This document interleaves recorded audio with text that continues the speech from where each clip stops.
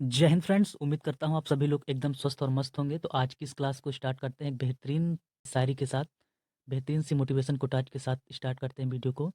कि ना थके हैं पाँव कभी, ना थके हैं पाँव कभी, ना ही हिम्मत हारी है। मैंने देखे हैं कई दौर और आज भी सफ़र जारी है। ठीक है, कि मतलब मैंने इतने सालों में कई सारे दौर जो है देख चुका हूँ और आज भी सफ़र जारी है। इसलिए आप भी जो है कोई छोटी-मोटी दिक्कत हुआ करे तो आप लोग जो है परेशान मत हुआ करो और अपने पैर को थाम करके और चल बढ़ा करो आगे। ठीक है, कोई भी दिक्कत नहीं होने वाली, ना ही होगी। और इसी प्रकार से मोटिवेशन लेकर के और फिर चलिए चल क्लास को ले ले चलते हैं आगे की ओर। ठीक है, तो 22 नंबर तक के क्वेश्चन को मैं करवा चुका था आप लोगों को और फिर अगला क्वेश्चन है कि 23 नंबर का क्या कह रहा है। तो यहाँ पे जो नए अगर कोई नया बच्चा आया हुआ है तो वो यहाँ पे देख ले कि 22 नंबर का जो क्वेश्चन था, यानी कि मैं क्या पढ़ा रहा हूँ कि food nutrition and hygiene subject जो आपकी है। ठीक है, यूनिट नंबर थर्ड, कौन सी यूनिट नंबर थर्ड जो है वो चल रही है, यूनिट नंबर थर्ड। ओके, तो यूनिट नंबर थर्ड का 22 नंबर तक का क्वेश्चन कंप्लीट हो चुका है। तो ये सीरीज वाइज वीडियो चल रहा है। अगर आप लोगों ने वीडियो इससे पहले वाला वीडियो नहीं देखा है तो यानी इससे पहले पार्ट फर्स्ट पार्ट नहीं देखा है तो आप लोग आई बटन पे लिंक मिल जाएगा, वहाँ पे जाके वीडियो देख लीजिएगा, या फिर डिस्क्रिप्शन बॉक्स में मैं लिंक प्रोवाइड कर दूंगा, वहाँ से वीडियो देख लीजिएगा, तभी समझ में आएगा वीडियो को। ठीक है, क्योंकि मैं ट्रिक वाइज वीडियोज प्रोवाइड करता हूँ। तो आप सभी लोग जो है चैनल पे पहली बार आए हो तो चैनल को सब्सक्राइब भी कर सकते हो। ठीक है, अगर समझ में आएगा तब, नहीं समझ में आएगा तब कोई दिक्कत की बात नहीं है। ठीक है, तो यहाँ पे जो क्वेश्चन कह रहा है कि एकीकृत बाल विकास सेवा योजना शुरू हुई थी, वो कब शुरू हुई थी मेरे दोस्त। तो एकीकृत बाल विकास सेवा योजना जो है वो शुरू हुई थी। अब यहाँ पे आपको मेरा काम है याद करवाना, तो किस प्रकार से अब मैं याद करवाऊंगा आपको, तो वो चीज़ मेरे ऊपर है। ठीक है, देखो, एकीकृत बाल विकास, अब देखो बाल विकास सेवा, सेवा किसने की थी सबसे ज़्यादा, मतलब जो माना जाता है तो वो सेवा जो है अपने भारत देश में वो गांधी जी ने की थी। कि ठीक है, अब यहाँ पे मतलब अन्य नेताओं का नाम मैं नहीं ले रहा हूँ क्योंकि मुझको यहाँ पे याद करवाना है। बाकी बहुत सारे नेताओं ने भारत को आज़ादी दिलाने में काम किया था। ठीक है, मैं यहाँ पे केवल वो नहीं कर रहा हूँ, सेवा गांधी जी ने। ठीक है, और यहाँ पे देखो एकीकृत मतलब नोट पर एक ही लोग का यहाँ पे चित्र छपा हुआ है। ठीक है, वो कौन है, वो भी गांधी जी हैं। कौन है, गांधी जी हैं। ठीक, और यहाँ पे मतलब उनके उनके द्वारा विकास का काम भी किया गया, मतलब और भी नेताओं द्वारा किया गया, लेकिन मुझको हम आपको ये क्वेश्चन याद करवाना है ट्रिक के माध्यम से, तो मैं आप लोगों को यहाँ पे जो बता रहा हूँ वो चीज़ समझिएगा। ठीक है, तो ये चीज़, और उसके बाद है फिर यहाँ अब देखिए, तो गांधी जी का जन्म कब हुआ था, सभी लोगों को पता है कि कब हुआ था, 2 अक्टूबर को हुआ था। कब हुआ था, 2 अक्टूबर को हुआ था। तो 2 अक्टूबर देखो यहाँ ऑप्शन में भी है और 2 अक्टूबर यहाँ भी ऑप्शन में है। ठीक, तो ये 26 जनवरी तो कट जाएगा और 15 अगस्त ये भी कट जाएगा। ठीक है, यानी कि ऑप्शन नंबर ए सही हो सकता है या फिर डी सही हो सकता है। अब यहाँ पे 2000 है, यहाँ पे 1975 दिया गया है, तो इन दोनों में से कोई एक सही होगा। ठीक है, अब देखते हैं 2000 में और 1975 में कौन सी ट्रिक का हम यूज करेंगे। ठीक है, तो यहाँ पे लिखा हुआ है बाल।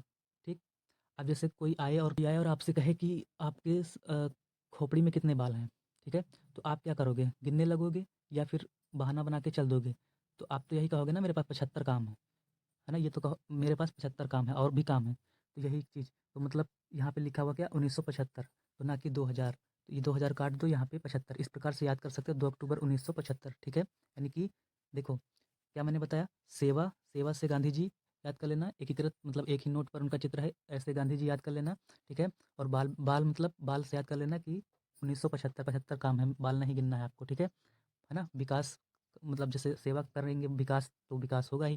ठीक है, तो इस प्रकार से मैंने आपको याद करवा दिया। उम्मीद करता हूँ अगर याद हो गया होगा तो वीडियो को लाइक कर दीजिएगा। ठीक है, और अपने दोस्तों के साथ भी शेयर कर दीजिएगा, जिससे कि वो भी इस वीडियो का लाभ उठा सके और फटाफट जो है चैनल की ग्रोथ हो सके, और तो मैं आप लोगों को जो है यहाँ पे और अच्छे से पढ़ा सकूँ। ठीक है, रक्त शर्करा का स्तर और ऑक्सीजन नियंत्रित होता है मेरे दोस्त। अगला क्वेश्चन है कि रक्त शर्करा का स्तर और ऑक्सीजन जो है नियंत्रित होता है, किस पे नियंत्रित होता है, एड्रीनल ग्रंथि द्वारा होता है, थायराइड ग्रंथि द्वारा होता है, या फिर पिट्यूटरी ग्रंथि द्वारा होता है, इनमें से कोई नहीं होता है। तो इसका ऑप्शन हो जाएगा, ना ही एड्रीनल ग्रंथि द्वारा होता है, ना ही थायराइड ग्रंथि द्वारा होता है, ना ही पिट्यूटरी होता है। Option number D is the right answer of this question, यानी कि आपका इनमें से कोई नहीं। ठीक है, ऑप्शन क्या हो जाएगा, इनमें से कोई नहीं। ठीक है, ये वाला। तो आप इनमें से कोई नहीं है तो हमको बताना पड़ेगा ना कि मतलब किसके द्वारा रक्त शर्करा का फिर स्तर और ऑक्सीजन नियंत्रित होता है। तो देखो रक्त शर्करा का जो स्तर और ऑक्सीजन का नियंत्रण होता है, ऑक्सीजन का नियंत्रण किसके द्वारा होता है, तो वो होता है आपका नंबर एक फेफड़े के द्वारा। ठीक है, फेफड़ों के द्वारा होता है आपके, फिर और दूसरा होता है हीमोग्लोबिन के द्वारा, एच बी, यानी एच बी लिख दीजिएगा, हीमोग्लोबिन के द्वारा। और मस्तिष्क का जो मेड्यूला ऑब्लांगेटा होता है ना, आप पढ़े होंगे, मस्तिष्क का होता है medulla oblongata, medulla, medulla oblong, medulla oblongata. ठीक है, इनकी वजह से मतलब क्या होता है, रक्त शर्करा का स्तर और ऑक्सीजन नियंत्रित होता है। तो ये नंबर 1 हो गया है, नंबर 2 हो गया, नंबर 3। तो मतलब ये ऑप्शन में है ही नहीं, तो इसलिए हम क्या करेंगे कि इनमें से कोई नहीं, इसीलिए मैंने ऑप्शन लगाया, ठीक है।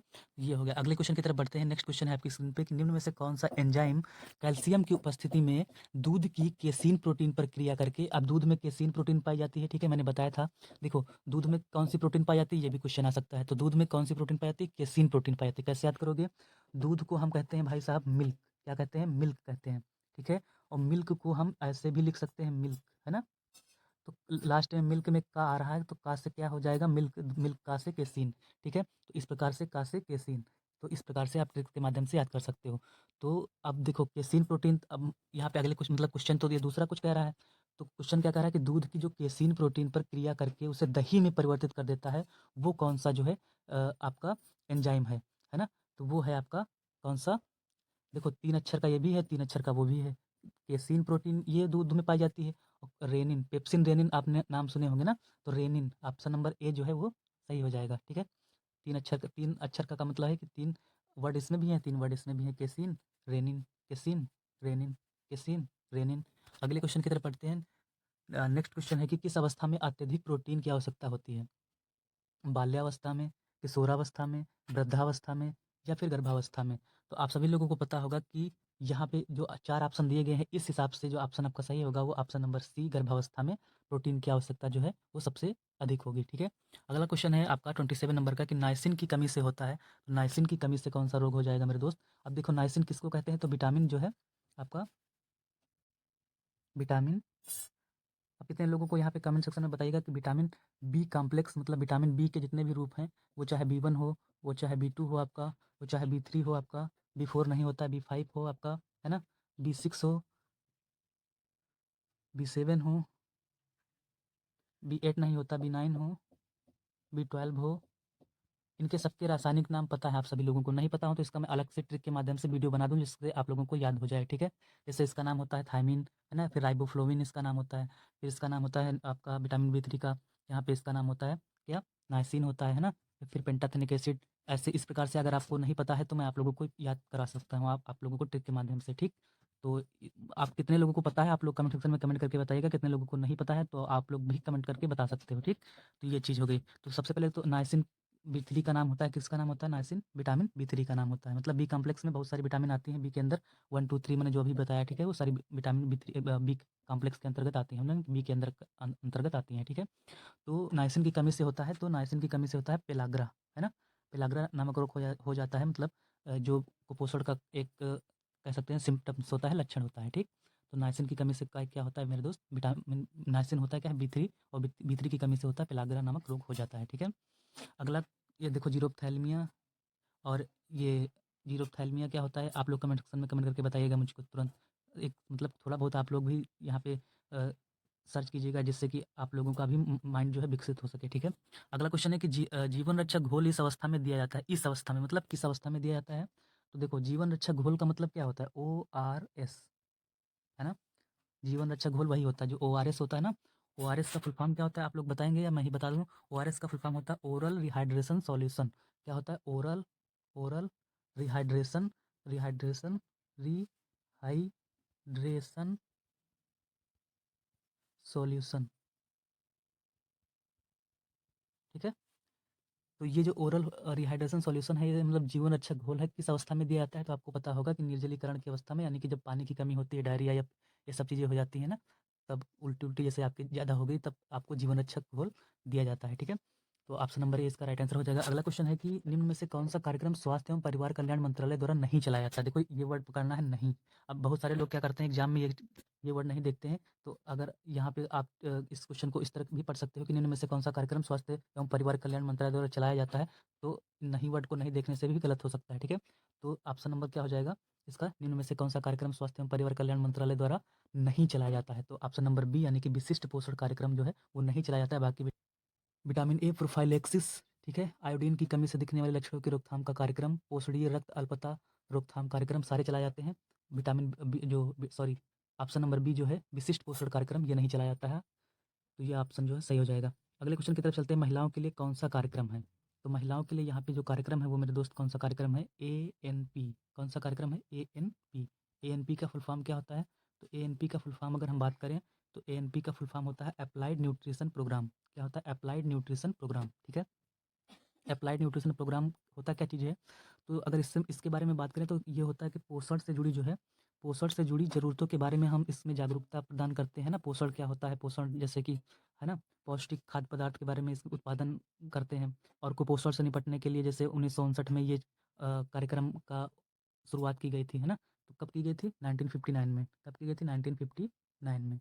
ऐसे याद कर लेना है बस 2-3 इतनी चीज़ें, मतलब आप यूपीएससी की प्रिपरेशन नहीं कर रहे हैं लेकिन कुछ चीज़ें आपको आनी चाहिए, ठीक है। अगर आप लोग मतलब बता दीजिएगा कि ज़्यादा आप लोगों को अगर मैं बता रहा हूँ जैसे कि आपके सिलेबस से ज़्यादा आप लोग पढ़ रहे हो, तो मैं आप लोगों को इतना चीज़ें ना बताया करूँ, बस जो ऐसे भी मैं पढ़ा सकता हूँ। जैसे कि यहाँ पे लिखा हुआ है, क्या लिखा हुआ है? शरीर कार्बोहाइड्रेट को इस रूप में भंडारित करता है, तो किस रूप में भंडारित करता है? तो 31 नंबर का जो आंसर हो जाएगा वो मेरे दोस्त क्या हो जाएगा? आपका सी, यानी ग्लाइकोजन। अब ऐसे भी मैं बढ़ सकता हूँ, ग्लाइकोजन, है ना। शरीर कार्बोहाइड्रेट को किस रूप में भंडारित करता है? तो ग्लाइकोजन के रूप में भंडारित करता है, ऑप्शन नंबर सी। अगले क्वेश्चन की तरफ बढ़ते हैं, आपका 32 नंबर का क्वेश्चन है। तो इस प्रकार से भी मैं पढ़ा सकता हूँ, मतलब ज़्यादा ग्लाइकोजन के बारे में ना बताते हुए ग्लाइकोजन क्या होता है और फिर ग्लूकोज को ग्लाइकोजन में कन्वर्ट करके क्या मतलब सिस्टम, ये सब नहीं अगर बताऊँगा आप लोगों को, तो मतलब आप लोग बताइएगा कि मैं ज़्यादा डिटेल में बताऊँ या फिर ऐसे ही पढ़ा दूँ, ठीक है? ये आप लोग कमेंट में बताइएगा, ठीक। अगला क्वेश्चन है कि शरीर कार्बोहाइड्रेट को किस रूप में भंडारित करता है? मतलब जो कार्बोहाइड्रेट होता है उसको यहाँ पे किस रूप में स्टोरेज करता है? मतलब शरीर किस रूप में स्टोरेज करता है? ग्लूकोज के रूप में करता है या फिर स्टार्च के रूप में करता है या सेलुलोज के रूप में करता है या ग्लाइकोजन के रूप में करता है? तो ऑप्शन नंबर सी जो है, यानी कि ग्लाइकोजन के रूप में वो हमेशा भंडारित करता है, ठीक है? शरीर जो है किसको? कार्बोहाइड्रेट को, ठीक है? तो ये चीज़ याद रखिएगा। अगला क्वेश्चन है कि बीएमआई की गणना का सूत्र जो है वो क्या है? बीएमआई, अब देखो यहाँ पे बीएमआई निकालना मतलब बॉडी मास इंडेक्स। बीएमआई का फुल फॉर्म क्या होता है? बॉडी मास इंडेक्स, ठीक है।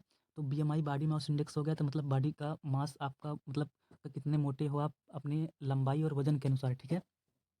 यही चीज़ होता है, जैसे कि यहाँ पे अगर बात करें बॉडी मास इंडेक्स का, तो ये होता है एक प्रकार से वजन और, ठीक है, वजन और लंबाई का अनुपात होता है। वजन और लंबाई का अनुपात होता है। वजन और लंबाई का अनुपात अगर हो जाएगा ये, तो मतलब आपका वजन जो है आपकी लंबाई के हिसाब से सही है या नहीं है, तो ये इस चीज़ इसमें देखा जाता है, ठीक है, बॉडी मास इंडेक्स में। मतलब आप मोटे हो या फिर नहीं हो, तो ये चीज़ हो गया, ठीक है। तो अब इसका फार्मूला क्या होता है? तो फार्मूला की बात करें तो फार्मूले में हो जाएगा इसका, जैसे कि आपका पहले अपना वेट मान लीजिए आपका निकालना है, ठीक है, बॉडी मास इंडेक्स। तो बॉडी मास इंडेक्स निकालने के लिए सबसे पहले आपको क्या करना है? अपना वेट निकालना है, भार किलोग्राम में निकालना है, ठीक है। अपने शारीरिक भार जो है, अपना शारीरिक भार जो है वो निकाल लेना है। शारीरिक भार मतलब वेट अपना निकाल लेना है, ठीक है। शारीरिक भार जो है वो निकाल लेना है अपना, वो भी इसमें किलोग्राम में, ठीक। उसके बाद अपनी हाइट को यहाँ पे नीचे लिख देना है, वो भी लंबाई मीटर में, ठीक है।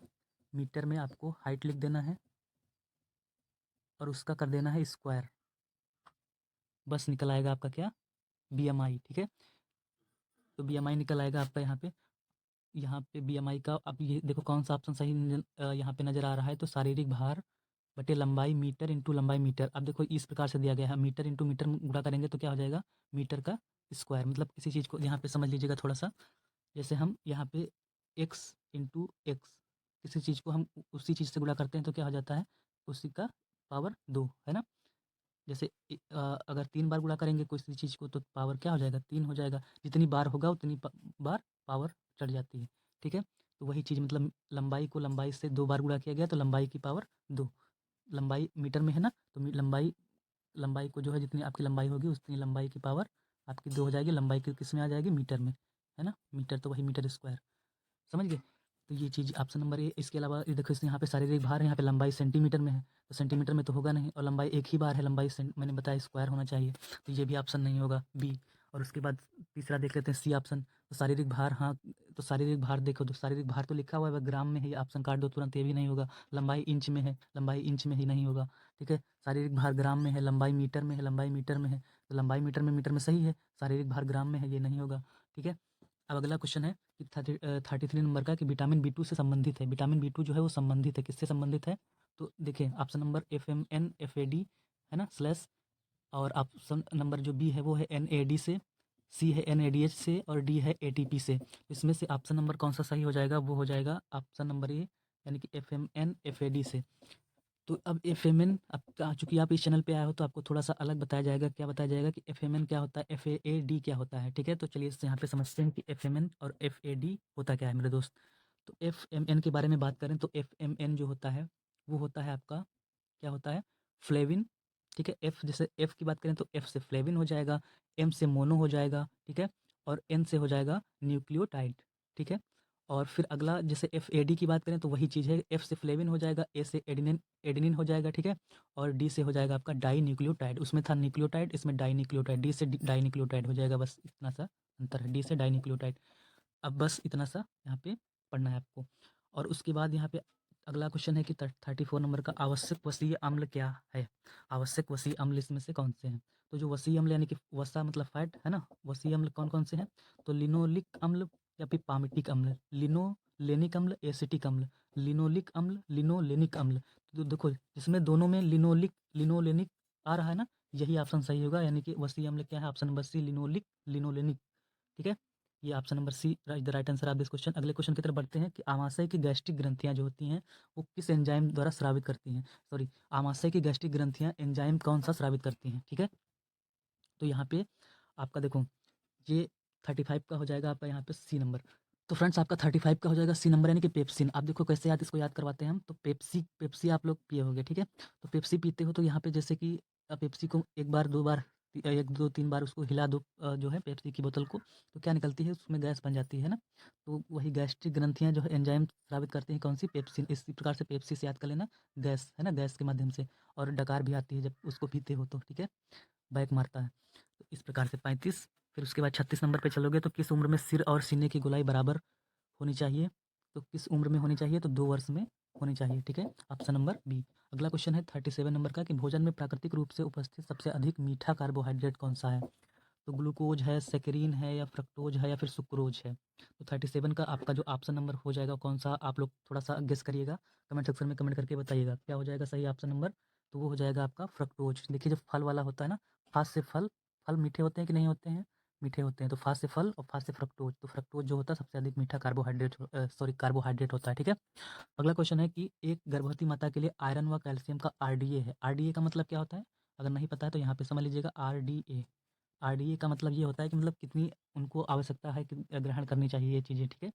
मतलब आयरन कितना लेना चाहिए, कैल्शियम कितना लेना चाहिए। तो आरडीए का फुल फॉर्म, अब चूँकि आप इस चैनल पे आए हो तो आपको आरडीए का फुल फॉर्म पता होना चाहिए, ठीक है? तो आरडीए का मतलब होता है यहाँ पे क्या होता है, आरडीए होता है रिकमेंडरी डाइटरी अलाउंसेज, है ना? मतलब कितना उनको रिकमेंडरी जो है, मतलब उनका लेना चाहिए, जो गर्भवती माता को आयरन कितना लेना चाहिए, कैल्शियम कितना लेना चाहिए, तो वो होता है 27 मिलीग्राम आयरन लेना चाहिए और 1000 मिलीग्राम जो है उनको आवश्यकता है इसकी, कैल्शियम की, ठीक है? तो ऑप्शन नंबर डी जो है इसका राइट आंसर हो जाएगा। अगले क्वेश्चन की तरफ बढ़ते हैं। नेक्स्ट क्वेश्चन है आपका स्क्रीन पे, एक 2 वर्ष के बालक को प्रतिदिन ग्राम प्रोटीन की आवश्यकता होती है। कितने ग्राम प्रोटीन की आवश्यकता होती है यहाँ पे? तो वो होती है 12.5, यानी कि 12.5 ग्राम प्रोटीन की आवश्यकता होती है 2 वर्ष के बालक को। तो देखो इसको कैसे याद करोगे यहाँ पे? 2 वर्ष का बालक है तो देखो ऑप्शन में 2 कहीं किस में आ रहा है? इस वाले में कहीं पे 2 नहीं आ रहा है, इस वाले में कहीं पे 2 नहीं आ रहा है, इस वाले में कहीं पे 2 नहीं आ रहा है, इसी वाले में 2 आ रहा है। Option number A is the right answer of this question. अगले क्वेश्चन की तरफ बढ़ते हैं। किसी व्यक्ति की पोषण संबंधी समस्त आवश्यकताओं को पूरा करता है। तो देखो संतुलित आहार लोगे, संतुलित आहार ऐसा आहार होता है जिसमें सारे पोषक तत्व जो है, न्यूट्रिएंट्स पाए जाते हैं। वो चाहे आपके कार्बोहाइड्रेट हो, चाहे प्रोटीन हो, चाहे वसा हो, चाहे आपका खनिज लवण हो, चाहे ना, चाहे विटामिन हो आपका। तो ये चीज़ हो गया। संतुलित आहार जब आप ग्रहण करोगे तो पोषण आपका ऐसे ही सही हो जाएगा, है ना? तो ये चीज़ है। अगला क्वेश्चन है कि लास्ट क्वेश्चन है इस वीडियो का, और वीडियो के लास्ट क्वेश्चन पहुँचने से पहले मैं आप लोगों को बता दूँ कि पीजे हायर एजुकेशन जो, ठीक है, पीजे हायर एजुकेशन का जो है यहाँ पे, एजुकेशन का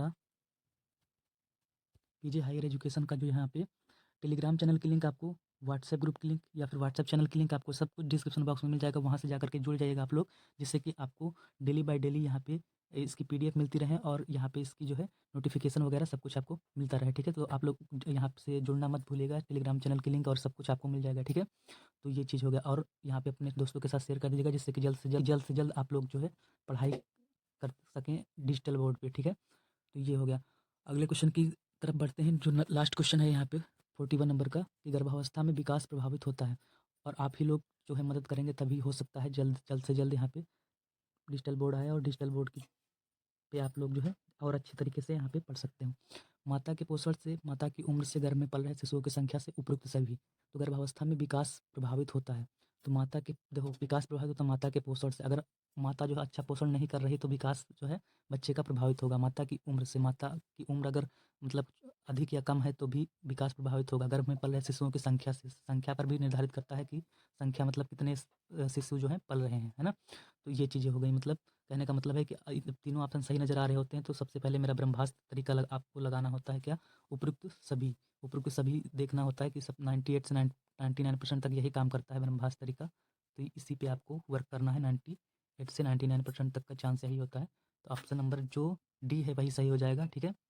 तो आज के वीडियो में यहाँ पे इतना ही। और कोई भी आपको दिक्कत हो, कोई भी परेशानी हो तो कमेंट सेक्शन आपके लिए खुला हुआ है। कमेंट सेक्शन में कमेंट करके आप कह सकते हो। और अगर आपको नहीं समझ में आ रहा हो तभी बता सकते हो। तो अगले वीडियो में मैं आप लोगों को और अच्छे तरीके से पढ़ाने की कोशिश करूँगा, ठीक है? निरंतर पीजी हायर एजुकेशन आपको निरंतर आपको यहाँ पे सुधार करता हुआ नज़र आएगा, ठीक है? आप लोगों को कोई भी दिक्कत नज़र नहीं आएगी। और कोई भी दिक्कत होती है तो आप लोग कमेंट सेक्शन में कमेंट करके बताइएगा तो उस दिक्कत को दूर किया जाएगा, ठीक है? तो आज की वीडियो में इतना ही और एंजॉय करते रहिए। Thanks for watching my video. जय हिंद, जय भारत।